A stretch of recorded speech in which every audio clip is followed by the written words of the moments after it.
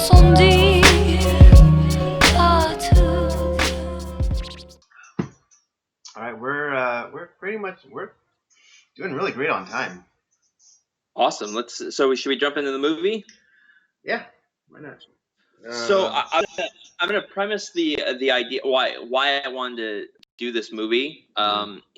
So I just finished playing a game called Assassin's Creed Odyssey, which is based in ancient Greece, but there's also a lot of they've added some of the fantasy elements into it of some of the Greek mythology and kind of using some of that and incorporating some of the game's kind of like mythology. So it kind of I find it to be very interesting, and it kind of piqued my interest again in Greek mythology, which I've always kind of enjoyed, but I haven't really read much of it in many years. I love Greek mythology. I love that. As do I. I haven't had a chance to go through and read through some of it again.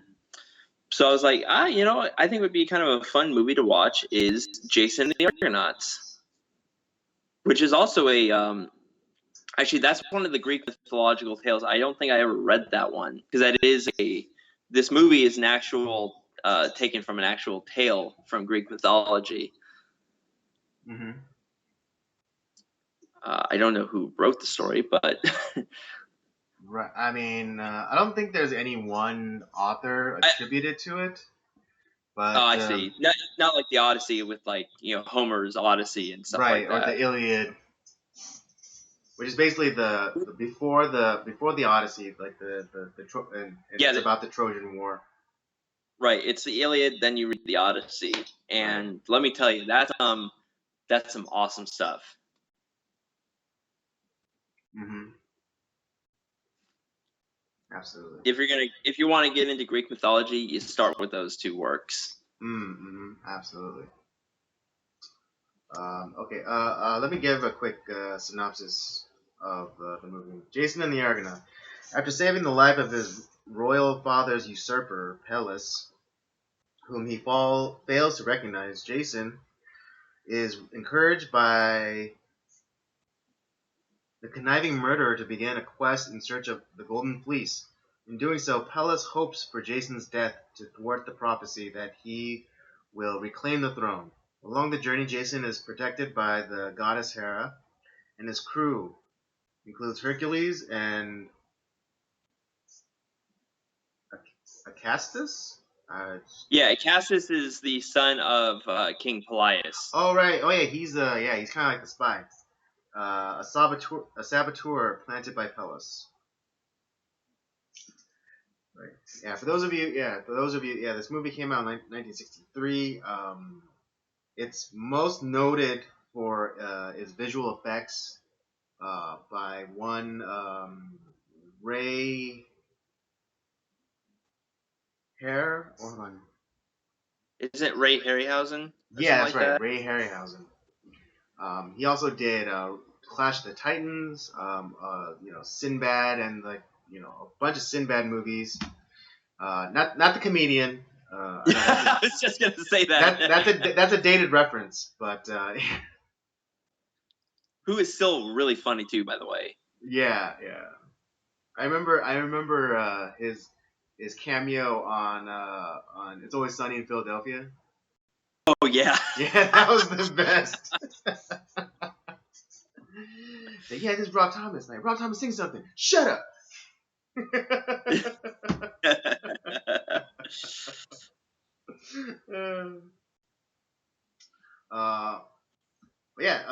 This is one of the ancient Greek myths. It's said to have taken place before the Trojan War, but yes, Jason is the rightful king of Thessaly, I believe it was in the movie at least. Yeah, Thessaly. Thessaly. And this warlord comes and kills off his family and usurps the throne from the rightful heir Jason. And there's a prophecy saying that he'll come back to take over the throne, and he'll be known as a man with one sandal, and yeah, and Pelles is thrown into the water, and then Jason's walking by and saves him, and he loses a sandal in the process, and Pelles immediately recognizes him, and so right, yeah, like how it said in the synopsis that I just read, like he then like tries to get him, he almost does like a King David, where he sends Jason off on like this perilous journey or quest, hoping that he dies.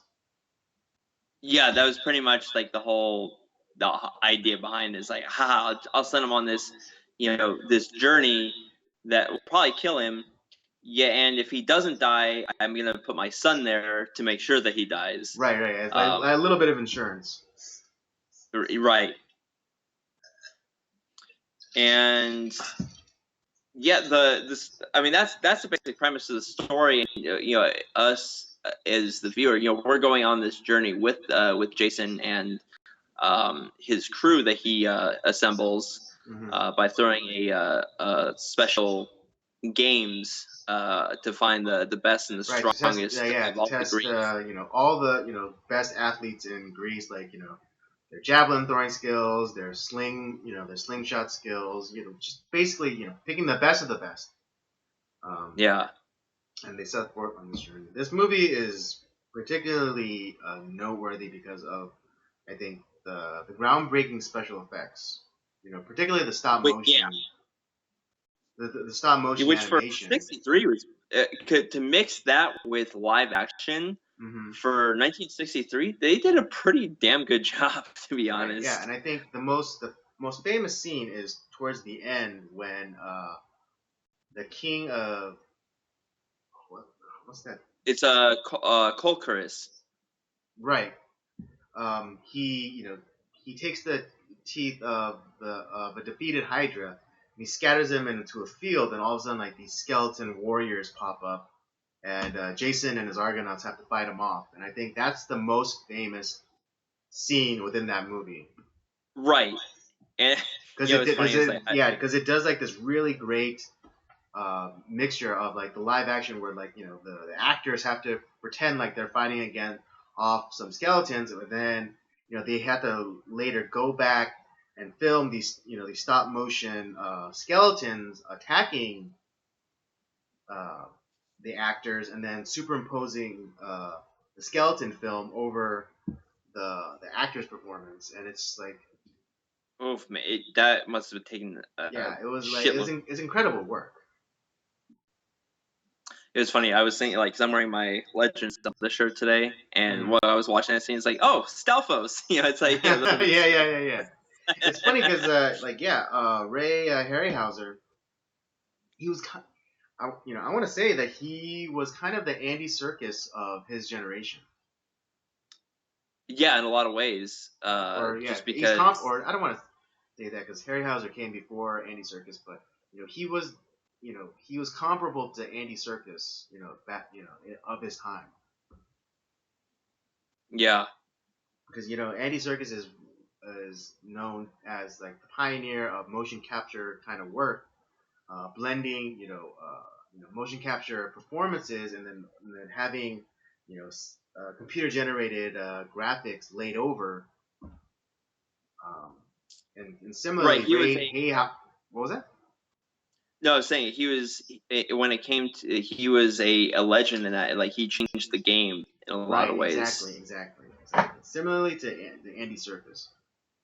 Yeah. Did with motion capture. When I think of when it comes to like visual effects like that, like I look to Lon Chaney Sr. and Jr. with like what they would do with makeup artistry. Because all those costumes that were created, they did that by themselves, and they revolutionized that part of film. Then you get guys like Ray Harryhausen that with stop motion. You get Andy Serkis with the motion capture, and Andy Serkis is he's been so many different characters, but it feels so like natural. Right. Um, Yeah. Exactly. to me, like his magnum opus recently was the last Planet of the Apes film. My Oh God, yeah, Caesar. Mm-hmm.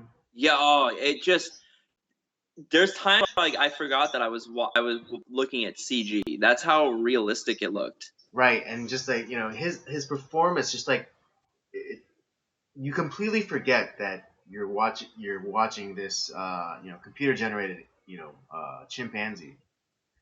Right. It's But just and like I'm watching like when I'm watching Jason and the Argonauts. I mean, yeah, I know it's stop motion, but for how they put it all together, it seemed pretty seamless. I was shocked at how mm-hmm. good the visual effects and how it looked. They did a Right, great yeah, and job. again, this was 1963.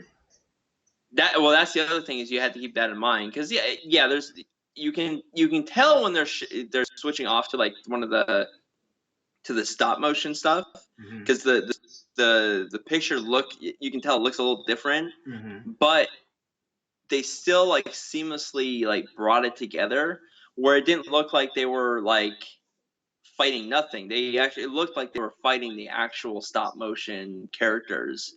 But then you even had with like the scenes where they're going traveling through the crashing rocks, Mm-hmm. and you had King Triton like holding up the mountains for them, and Right, that was right. pretty like how they got that to work looked Right, yeah, and like amazing. getting the shot, like the perspective shots, of them like traveling by and seeing, like looking up at Triton, and just getting those perspective shots is like, wow, this is amazing work. Yeah, because it's not just the skeleton warriors. I mean, you had the fight with the Hydra. You Mm-hmm. had that's going on with the crashing rocks. You had the fight with Talos, Mm-hmm. and it was just Oh, and then the harpies. the harpies. Yeah, and it was just how they put everything together. It was just I love this movie. This is Yeah. not the visual effects were great. The music was fantastic. Mm-hmm. Um, Yeah, the rousing, like yeah, brass and pounding of the drums, just yeah.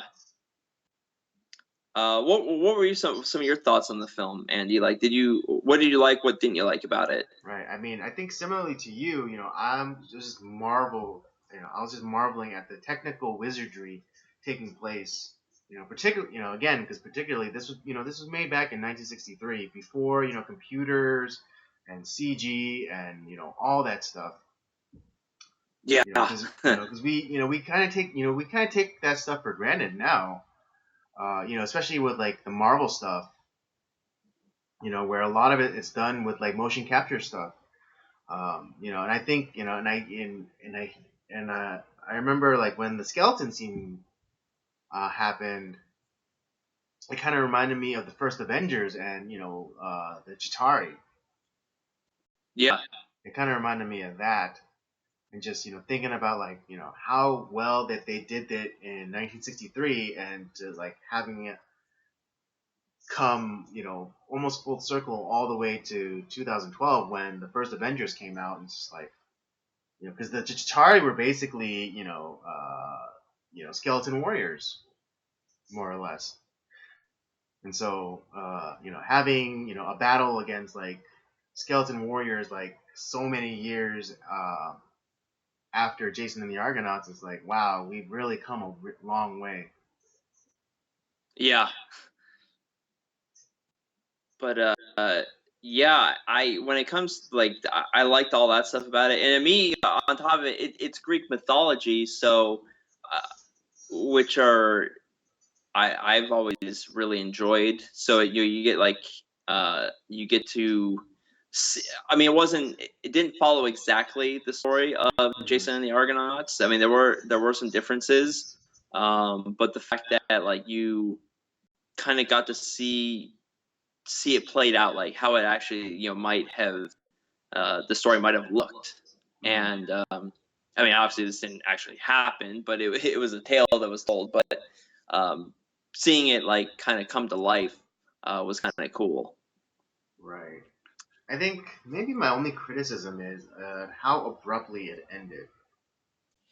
Okay, I was gonna bring this up too, because that was the part that bugged me. It's like, so the whole point was of the whole like prophecy is that Jason, or like one of the I forget who the king was, Aristus, I believe it was, where one of his children was going to kill King Pelias, and that was the whole start of this journey. That like, and it was Pelias trying to kind of subvert the prophecy by sending Jason on this quest, and Jason triumphs in that quest, but isn't he supposed to come back and then kill King Pelias? Like, so I mean, obviously he killed his son, but isn't he like? And I don't know. And like I said, I've not read this particular Greek mythological tale, so I don't know if this happens. But isn't he supposed to come back and kill the guy? You know, isn't that part of the prophecy? But we don't get that. We just get the, oh, I have the golden fleece now. All right, and then it's like it's like it's then it was done.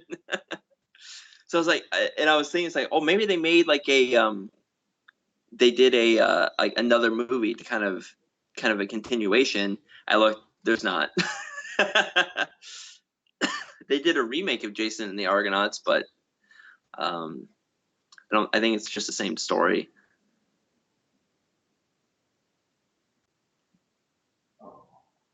Right, yeah, I mean, really, that's only my one criticism, because like, there's no resolution to the prophecy that was set up, and from the very beginning of the movie, and that is Jason will, is supposed to come back and kill Pelas, and then take his rightful place as the king of Thessaly. Yeah, that was the thing that bugged me about it too. Is I felt I was satisfied yet dissatisfied at the same time. Right, I'm glad that he was able to get the fleece, get the girl, beat the skeleton warriors, but it's like, okay, and then like it's like the end. It's like, what? He doesn't even like get to go back and like kill the guy that killed his family. Yeah, that was the part that's like I felt it bugged me a little bit. Cheated. Yeah. I felt cheated. But yeah, this is overall though, I really like this film. I'm glad I finally watched it. I've been actually meaning to watch this one for quite a while. Mm-hmm. And I'm glad I did. Yeah, I remember watching this in elementary school. Yeah. And even back then, it was, the graphics were, I didn't have like the same appreciation for the graphics. I still enjoyed the story. I thought the story was very compelling. I think that's what got me really interested in Greek mythology. And I think a hallmark of Greek mythology is like there's the hero and then there's the quest. Particularly, Yeah. and I think it's like usually what is it? Instigated by the gods. Right. And so yeah, I thought so like not just like Jason and the Argonauts, but like the 12 labors of Hercules, or Perseus and and Andromeda, or even I mean, or even just the there's hundreds stories of the tales. god, the kind of like the feuding gods. There's the story of like Hades and Persephone, and what else? Well, then there's, and like how we were mentioning before, there's the Iliad, where um, that basically was a family feud, because the Trojans and the Greeks were at war, and then the gods took sides. Some backed the Greeks, some backed the Trojans. Yeah. So it was yeah, it's just all these stories are really fascinating, just because if you like adventure, if you like drama, the kind of that hero's quest and struggling to survive to make it into and even like there's a lot of tragedy in it too, where there's the characters had to make lots of sacrifices to complete their objective. And I think and this is just another one of those where there was a lot of challenges and tragedy and triumph. It's all that wrapped into one. Yeah, and I mean, I don't know if you know this, but there's also kind of like the follow-up to, I mean, not the movie, but the myth of Jason and Medea, and it's Medea, she, her and Jason, get married and like have children, and Medea actually goes crazy and kills her children. I did not know this. Yeesh. Yeah. Yeah, because I mean, I think out of all the Greek myths, there had never been a sequel. I don't think there's a sequel other than the one for Jason and Medea. I mean, I guess you could say the Odyssey is a continuation. Well, I mean, of the Iliad. Well, but specifically for one hero, because the Iliad has a myriad of heroes. You have Achilles, Ajax, Odysseus, Agamemnon, on and on and on. True. But there's and then the Odyssey is just focused specifically on Odysseus. But rarely do you have a myth that like continues on like the fate of a single hero like that. Yeah, I guess you're right. Yeah, I didn't really think of it that way, but yeah, you're right. That's pretty rare. Mm-hmm. Yeah. So are you ready to give your rating? I am ready to give my rating. You want me to start off with that one? After you. So I'm gonna give it a this is a tough one. I'm gonna give it a probably about a 3.5, just because I felt so dissatisfied with the ending. But everything but the music is good. The visual effects, I think what they accomplished, especially at such an early date, is pretty amazing.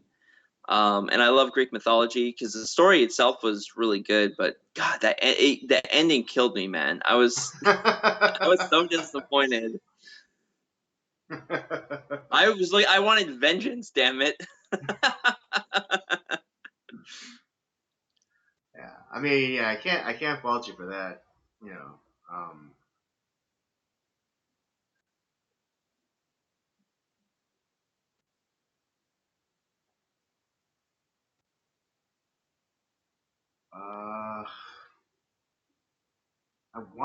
I was gonna give this a 4. Because I think production values are just so great. Like the costume and everything, even like that creepy looking Hera mask piece that they had that occasionally came to life and like spoke to Jason. Even that level of detail was very admirable. But and even though like I talk very highly of like the technical aspects of this, and again I love Greek mythology, so that's never a point of contention. Yeah, but I think I have to follow suit with you and give it a 3.5. Yeah, that, like I said, that ending just it dropped. Like it's just like it's almost a mortal sin to set something up in a movie but have no payoff. Right, and that's what I felt like. It didn't it didn't complete the journey. Right. Yeah. It just ended like after like the last kind of like boss fight, or like that kind of the mid tier boss fight, which was the skeleton warriors. He was then supposed to go and face off against Pelles, the main boss. And it never like, happened. Oh well, Jason, he's got he's got the fleece, he's got the girl, so it's like mission accomplished. It's like wait, what? It's like, oh, we're just gonna continue adventuring and like, yeah, forget about all that. I'll just do my own thing. Right? What? What? No. What? It's like you're supposed to get revenge. You're supposed to John Wick that guy.